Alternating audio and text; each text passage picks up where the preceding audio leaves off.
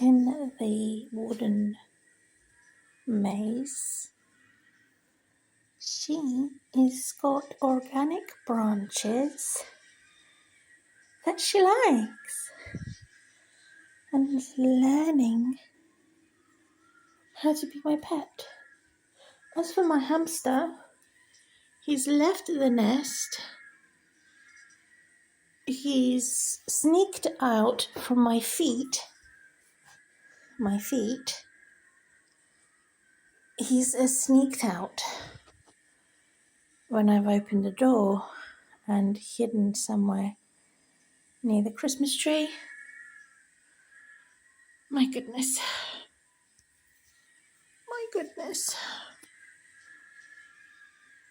Yeah. He is disappeared in another room. And so I know that I don't think my bird would come out. She's very much into routine.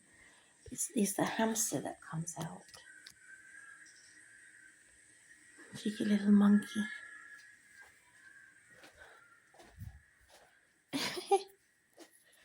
Cheeky little monkey, hummy.